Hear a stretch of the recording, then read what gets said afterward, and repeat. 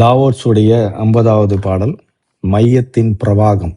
The master gives himself up to whatever the moment brings. He knows that he is going to die and he has nothing left to hold on to. No illusions in his mind, no resistance in his body. He doesn't think about his actions. They flow from the core of his being. He holds nothing back from life. Therefore, he is ready for death, as a man is ready for sleep after a good day's work.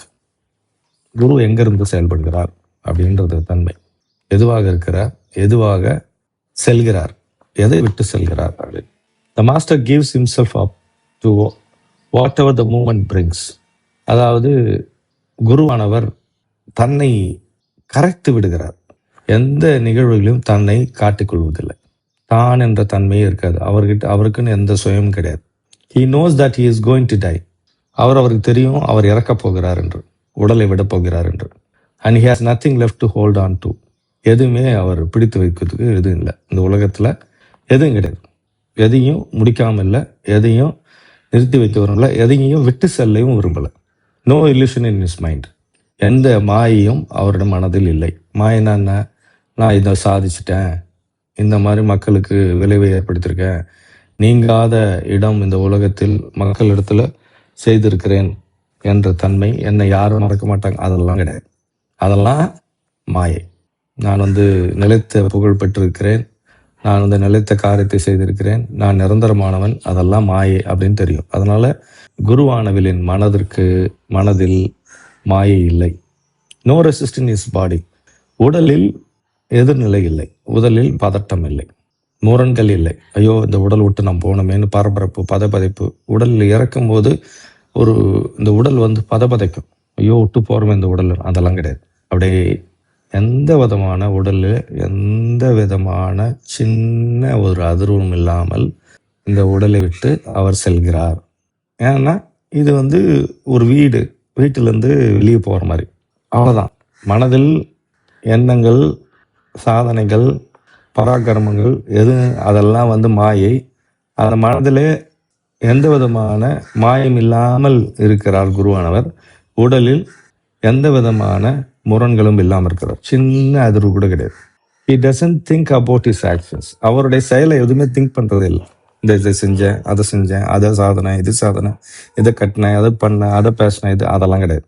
அவருடைய செயல்களை எதையுமே எந்த ஒரு மனிதன் விளைவு எதிர்பார்க்காமல் எந்த செயல் ஆற்றுகிறானோ அவனுக்கு அந்த செயலின் தாக்கம் இருக்காது. அதுதான் குருவின் தன்மை. They flow from the core of his being. அவர் செய்த எல்லா செயல்களும் அவருடைய மையத்தின் பிரவாகம். மையத்தின் பிரவாகமானது எதையும் இட்டு செல்வதில்லை, எடுத்து செல்வதில்லை, நிரூபிக்க தயாராக இல்லை. He holds nothing back from life. இந்த வாழ்க்கையிலேருந்து எதையும் எடுத்து செல்லவும் விட்டு செல்லவும் அவர் தயாராகவில்லை. உலகத்திலேருந்து நான் இதை கற்றுக்கிறேங்க, அதெல்லாம் கிடையாது. Therefore he is ready for death. எப்பவும் அவர் தன்னுடைய இறப்புக்காக தன்னுடைய மனதையும் உடலையும் விடுவிப்பதற்கான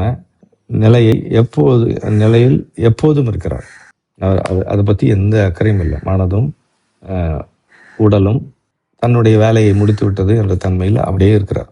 Therefore he is ready for death as a man is ready for sleep. தூக்கத்துக்கு எப்படி ஒரு மனிதன் தயாராக ரொம்ப ரிலாக்ஸாக இருப்பானோ, மகிழ்வாக இருப்பானோ, அந்த மாதிரி அந்த இறப்பை நோக்கி தயாராக இருக்கிறார்.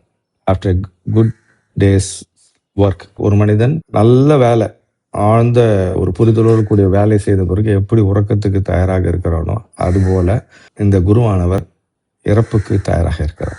இந்த இறப்புக்கு தயாராக இருக்கணும் அப்படின்னு யாருன்னா விரும்பணும்னா இந்த தன்மையெல்லாம் இருக்கணும். எந்த செயல்லையும் தான் இருக்கக்கூடாது. ஒவ்வொரு நிகழ்வுகளும் என்ன எட்டு செல்கிறதோ அதை நோக்கி பயணப்படணும்.